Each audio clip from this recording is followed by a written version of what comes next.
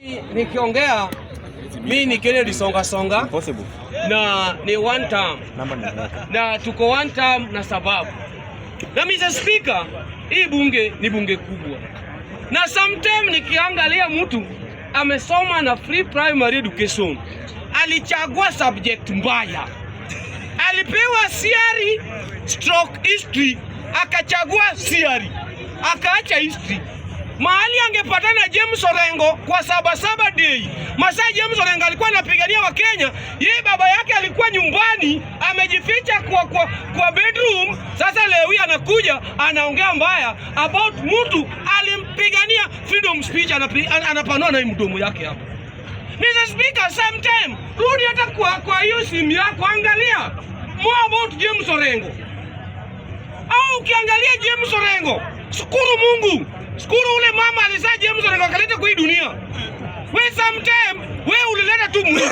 James Orengo alikupigania mpaka saa hii. Ati Orengo aende. Aende wapi? Ataenda. We unapiga mdomo ataenda, we ni Mjaluo.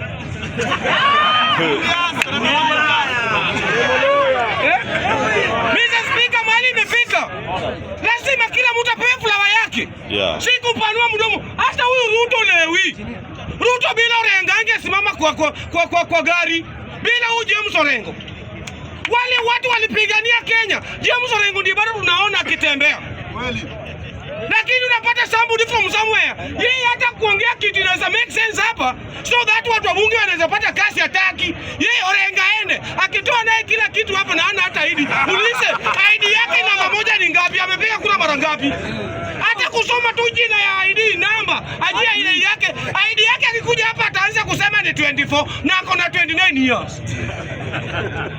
Atasema hata ni 24 umejua ukianza ID yako umepiga kura mara ngapi? Ajia ID ni digit 8. Atasema hata 12. Na anakuja hapa kuanza kuongea Orengo tutampende usipende.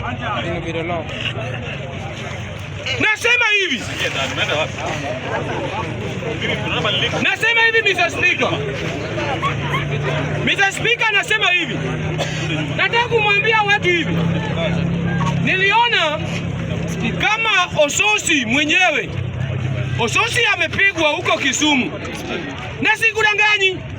Kazi imebaki Luland. Wawezi pewa kazi. Wakati imebaki Luland ni ngapi? Kusema Ruto 10 bila break na kufanya kazi ya bunge. Uliona leo hii wale si waloya. Hakuna mluya anaweza Kisumu kupiga mtu. Wale ni jalu wenzangu.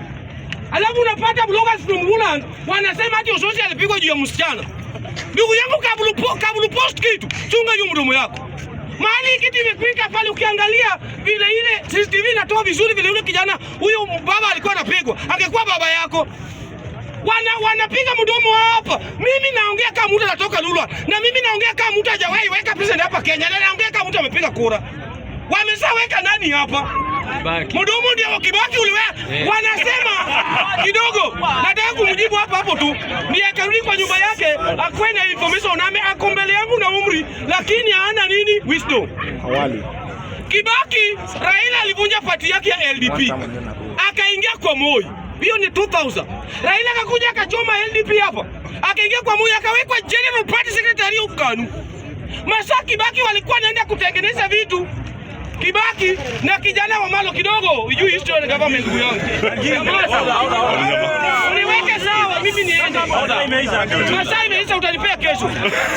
Utanipea kesho sitakujibu. Songa dogerie. Hebu mlete basi. Order, Mr. President Nukula. Order. 2000 Raila alikuwa kwa Moi. 2000 anaenda kuwa. Raila aliingia kwa Moi 1997 ndiye akafunga chama yake.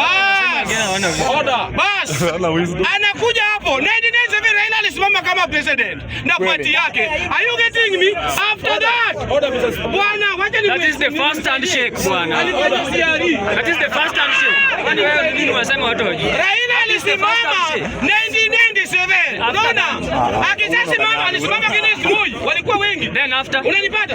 After that, hakuingia KANU immediately.